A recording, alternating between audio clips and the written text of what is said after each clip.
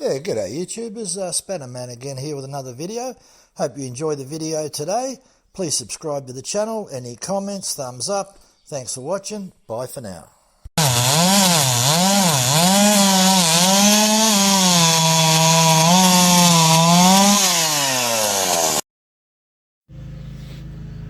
Yeah, g'day YouTubers, Spannerman again here with another video. Today we're going to talk about this Ryobi unit. One thing about Ryobi tools here is that if you have a look at this, look at that, 6-year tool warranty, 3 years on the battery and charger. So on the actual chainsaw, if the oil pump goes or something else goes, you've got a 6-year warranty. How good's that? You're not going to get that on anything else. So I'm really reasonably happy with this little chainsaw. Why did I buy it? I've got many petrol chainsaws. Look, if I'm in the backyard early in the morning or whenever it is, I'm not going to wake the neighbourhood. Maybe there's a branch that's I'm going to chop down. I don't want the whole, or there's a tree I want to chop down or something. I don't want to tell the whole neighbourhood, hey, I'm using a chainsaw, I'm chopping a tree down. There's a few greenies around here, and you know they frown upon you if you chop something up. So, and these are actually quite good if you go away camping. Fantastic. All you need to do is take an inverter with you and can charge it up. Now, there is smaller units than this. Ryobi change and improve the models. This is about the second or third different model that's out there. This comes with a 36 volt battery, as you can see, 36 volts there. It has the indication on here, so you push that, it'll tell you how much battery life you got left. So yeah, typical lithium ion, 36 volt, 4 amp hours. It probably lasts about 40 minutes. Not going to get much more than 40 minutes out of this. Oil reservoir up here. This is your adjustment, which works quite well, and we can take that, we can show you that. So you loosen this, and as you can see, you can adjust the chain. Very, very easy to use. So we'll take this off so you can see. So we'll just unloosen this. Maintenance on this saw is fairly straightforward. So that mechanism that you saw there, as it rotates this, it takes up the slack. So when you take it off, it's pretty much looks like, you know, a normal bar. Sprockets here, little clip on here that holds the mechanism on so that you can pull the clutch drum. Or it's not really a clutch, but you can pull the drum off, and the oil pump's behind here. So overall, it's pretty good. And the battery, we'll just turn it around. You just put the battery in here, ready to go. And same sort of thing, you've got to hold this button down.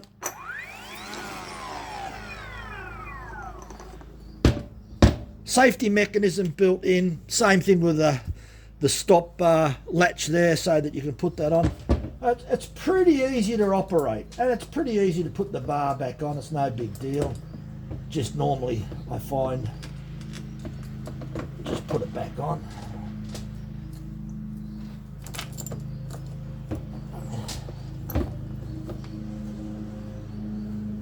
And then just put this like that.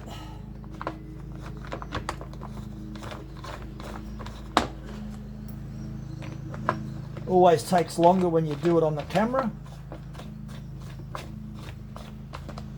To make sure that's sitting properly. And then you can proceed to tighten that up. There it goes.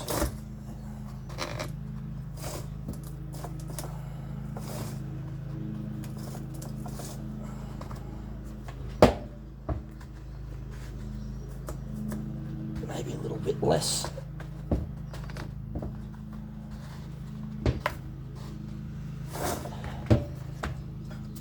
Now you got to make sure it's got a little indentation there. That's it, sitting in fine. Just check it again.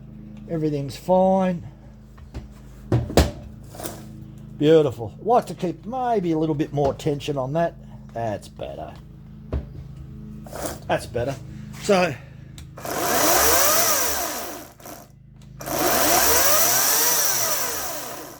thing you find on there's a slight little bit of a delay, maybe half a second. So after you pull the trigger,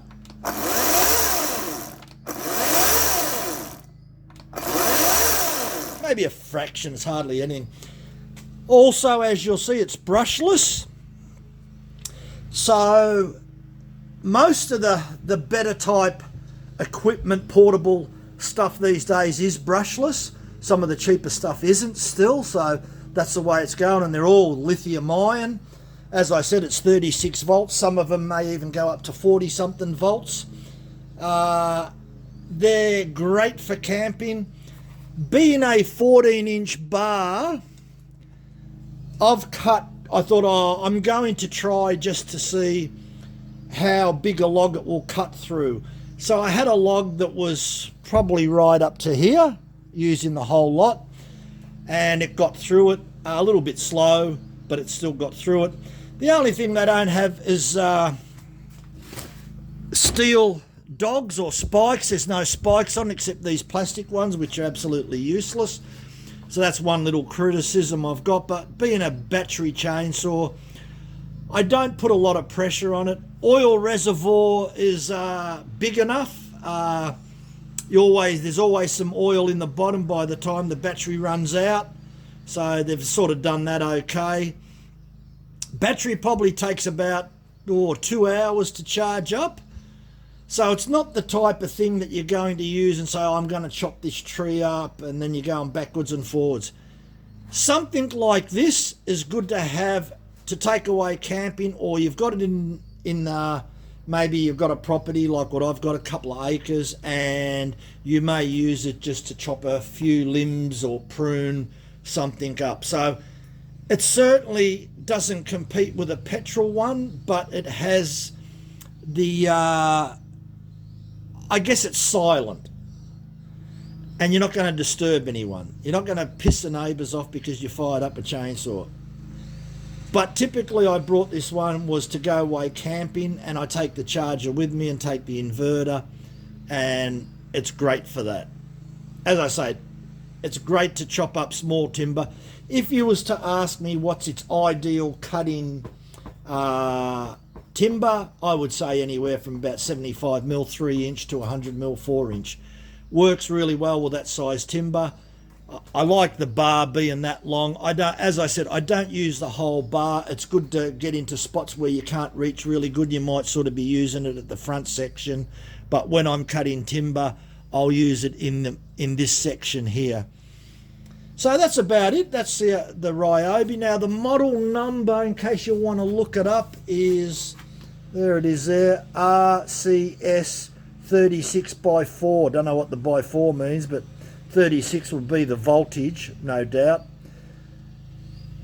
And that's, yeah, so that's what it looks like. I don't think there's anything else. The grip is fairly standard. It's fairly long when you look at the body. When you look, if this is 14-inch, this is actually quite long here. So with two hands, it's quite comfortable. I've got no complaints with the comfort of it. I've virtually got no complaints at all. You get what you pay for.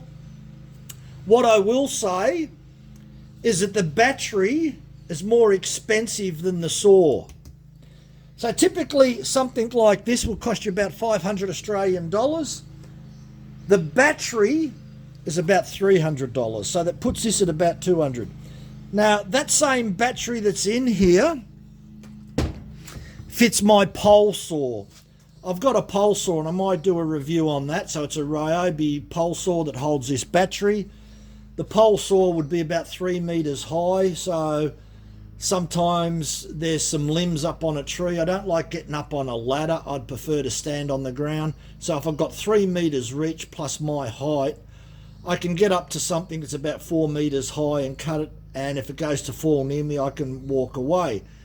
Not a very safe practice using chainsaw on ladders, people.